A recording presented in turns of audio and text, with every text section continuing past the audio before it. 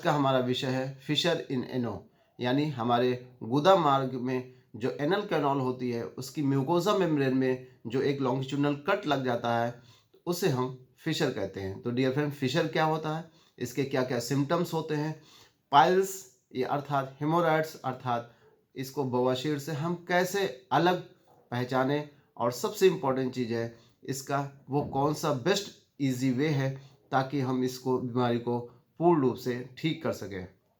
Dear friend, Fisher क्या होता है, जो एनल कैनाल में जो म्यूकोजा मेम्ब्रेन होती है उसमें एक लॉन्गिट्यूडनल कट लग जाता है, अर्थात वो टीयर हो जाती है, यानी वो थोड़ा सा फट जाती है, जिसकी वजह से वहाँ पे एक रेड लाइनिंग बन जाती है। जैसा कि आप इस पिक्चर में देख रहे हैं कि यहाँ गुदा मार्ग आप देख रहे हैं, गुदा मार्ग के अंदर जो म्यूकोजा मेम्ब्रेन है एनल कैनाल की उसमें एक लॉन्गिट्यूडनल कट लगा हुआ है और जिसका कलर थोड़ा सा रेडिश कलर ज़्यादा है।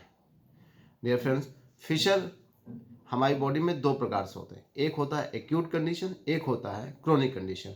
एक्यूट में जो फिशर होते हैं अर्थात जो फिशर हमारी बॉडी में आज बना है और लगभग अगर इसका सही से ट्रीटमेंट ना किया गया और ये लगभग 2 महीने तक के अंदर का जो पीरियड होता है उसको हम एक्यूट कंडीशन ऑफ फिशर बोलते हैं।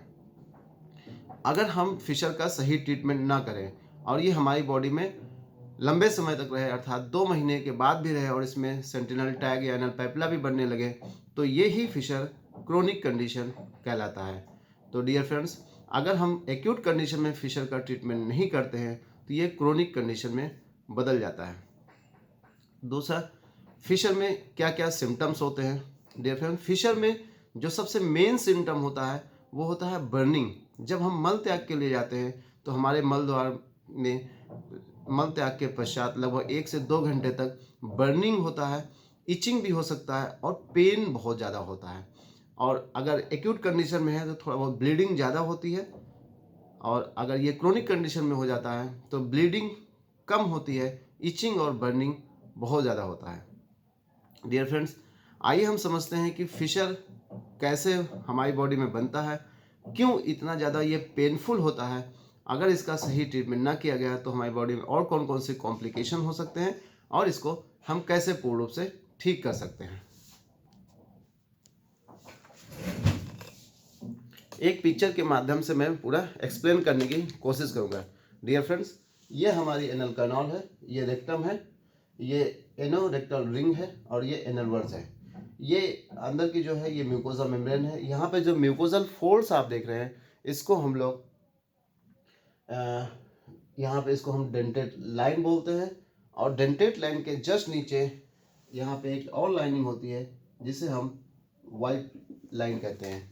वाइट लाइन क्या होती है, जो ये इंटरनल स्फिंक्टर्स है इसके लोअर इंड्स के नीचे जो यहाँ पे लोअर इंड है यहाँ से एक लाइन का डिमार्केशन होता है जिसे हम वाइट लाइन कहते हैं। इसका भी मतलब है फिशर को समझने के लिए। और इसके ये इंटरनल स्फिंक्टर है और ये जो है एक्सटर्नल स्फिंक्टर है। इन दोनों स्फिंक्टर को समझना जरूरी है क्योंकि फिशर में एक कॉम्प्लिकेशन होता है, हमारी मलद्वार में स्पाज्म हो जाता है।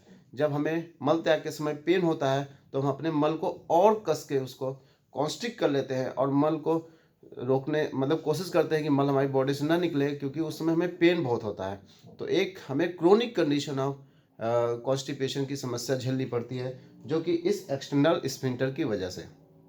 तो डियर फ्रेंड्स, फिशर क्या होता है, हमारे मलद्वार में जो एनल कैनाल होती है, ये एनल कैनाल है। एनल कैनाल की जो म्यूकोजा मेम्ब्रेन है उसमें एक लॉन्गिट्यूडनल कट लग गया है, अर्थात वो जो हमारी म्यूकोजा मेम्ब्रेन है वो उसकी लंबाई में वो फट गई है, इसे हम फिशर कहते हैं।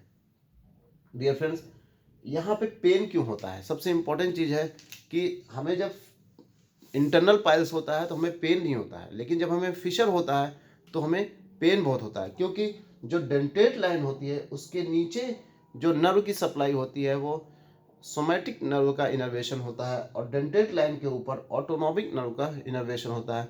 सोमैटिक नर्व की वजह से हमें पेन बहुत ज़्यादा फील होता है। डियर फ्रेंड्स, यहीं पे हम थोड़ा सा समझेंगे इंटरनल हेमोराइड्स और फिशर में क्या अंतर होता है। जो इंटरनल हेमोराइड्स होते हैं वो डियर फ्रेंड्स वो डेंटेट लाइन के ऊपर बनते हैं और जो फिशर बनता है वो डेंटेट लाइन के ज़्यादातर केसों में डेंटेड लाइन के नीचे तक रहता है। इसीलिए बहुत सारे पेशेंट हमें कंप्लेन ये करते हैं कि डॉक्टर साहब हमें पाइल्स हो गया है, जबकि उनकी कंप्लेन ये होती है, उनका जो सिम्टम्स हमें वो शो करते हैं, पेन बताते हैं, हल्का फुल्का ब्लीडिंग बताते हैं, बर्निंग है, इचिंग है, जबकि ये सारी समस्याएं इंटरनल हेमोरॉइड्स में नहीं होती हैं। इंटरनल हेमोरॉइड्स में तब तक नहीं पेन होगा जब तक वो थ्रोम्बोज्ड पाइल्स में न कन्वर्ट हो जाए, अर्थात वहाँ पे या तो कोई इन्फेक्शन ना हो जाए या तो वहाँ पे ब्लड के कोई क्लॉट्स ना बन जाए। तो इंटरनल हेमोरॉइड्स में डियर फ्रेंड्स पेन नहीं होता है, ब्लीडिंग बहुत हैवी होती है। और अगर वो इंटरनल हेमोरॉइड्स ग्रेड 3 और ग्रेड 4 का हो गया है तो जब हम मलत्याग के लिए जाएंगे तो हमें एक मस्से टाइप का एक स्वेलिंग हमारी मलद्वार से निकलता हुआ दिखाई देगा या महसूस होगा। लेकिन फिशर में ऐसा कुछ नहीं होता है, कोई स्वेलिंग नहीं होती है, बस केवल एक डीप वहाँ पे लॉन्गिट्यूडनल कट होता है, एक अल्सर होता है। अल्सर का मतलब होता है नॉन हीलिंग वुंड, यानी जो ना घाव भरने वाला घाव। और ये एक्यूट कंडीशन में, अगर यही फिशर क्रोनिक कंडीशन में कन्वर्ट होता है तो इसमें क्या होता है, क्या चेंज आते हैं फिशर में, कि जो इसका लोअर एंड होता है यहाँ पे कुछ ऐसे स्किन की ग्रोथ होना शुरू हो जाती है। तो फिशर का जो लोअर एंड होता है वहाँ पे स्किन की कुछ फोल्ड हमें छूने पे महसूस होता है कि यहाँ पे हमारे मल द्वार के जो लोअर एंड है वहाँ पे कुछ स्किन बन चुकी है, तो उसे हम सेंटिनल टैग या स्किन टैग बोलते हैं। जैसा कि आप इस पिक्चर में देख रहे हैं कि फिशर के नीचे देखिए यहाँ पे मल द्वार के आसपास एक सिकुड़ा हुआ एक स्किन टैग दिख रहा है, तो इसे हम स्किन टैग बोलते हैं। और इसके अपर बॉर्डर पे जो अपर एंड होता है यहाँ पे भी कुछ स्किन का फोल्ड डेवलप होता है जिसे हम पैपिला बोलते हैं। और अगर इसका सही से ट्रीटमेंट ना किया गया तो धीरे धीरे इनकी साइज़ बढ़ती जाती है और ये जो होती है ये ग्रो करते जाते हैं। और फिशर जो है फिर कभी भी ओरल मेडिकेशन से हम ठीक नहीं कर सकते हैं। डियर फ्रेंड्स, एक चीज़ और होती है फिशर में, मेल और फीमेल में फिशर जो होते हैं वो अलग अलग होते हैं। जैसा कि ये तो हम लोग देख रहे थे कोरोनल सेक्शन, अगर हम थोड़ा सा एक्सियल सेक्शन देखें, अगर हम इसका एक्सियल सेक्शन थोड़ा देखें, जैसे ये हमारा एनल कैनाल है और अंदर म्यूकोजा मेम्ब्रेन है, बस मैं इतना ही दिखाऊंगा। तो ये एक ट्रांसवर्स लाइन होती है, अगर हम लिथोटॉमी पोजीशन में लेट जाएं तो ये ऊपर का हिस्सा होता है, एंटीरियर पार्ट होता है और ये पोस्टीरियर पार्ट होता है। तो यहाँ पे हमने देखा कि यहाँ पे मलद्वार में कट लग गया है। तो जो मेल्स होते हैं यानी जो पुरुष होते हैं उनमें ज़्यादातर जो फिशर होता है वो पोस्टीरियर साइड में होता है, वो अर्थात नीचे की तरफ होता है या 6 o'clock की तरफ होता है। और जो फीमेल्स होती हैं उनमें जो फिशर बनता है वो एंटीरियर साइड में बनता है, यानी ऊपर की तरफ, यानी पेशाब के रास्ते की तरफ। जो एंटीरियर साइड में फीमेल्स में ये कंडीशन, ये फिशर की कंडीशन ज़्यादा बनती है।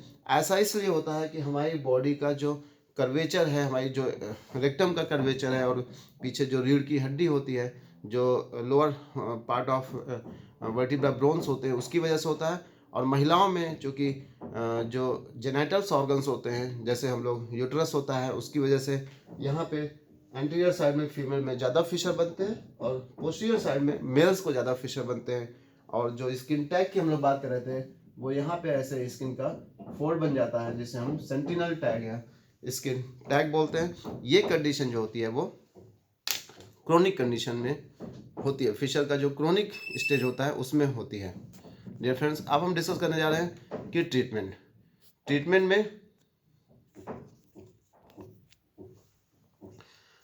फिशर के ट्रीटमेंट में ओरल मेडिकेशन भी है।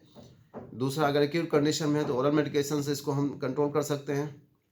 हम कॉन्स्टिपेशन को जितना ज़्यादा हो सके ना होने दें।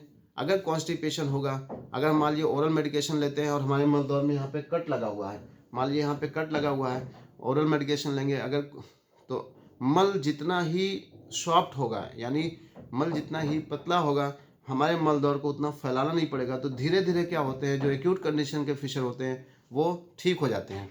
लेकिन जो फिशर अगर मान लीजिए 1-2 महीने आपने ट्रीटमेंट ले रहे हैं, उसी बीच हमारे हमको कॉन्स्टिपेशन हो जाए, हमारा मल हार्ड हो जाए, तो क्या होगा, जैसे ही मल हमारे मल द्वार से बाहर आ जाए, हमारे एनल वर्ड्स को फैलना पड़ेगा, यानी जो ये स्फिंक्टर्स हैं इनको जो है डायलेट होना पड़ेगा।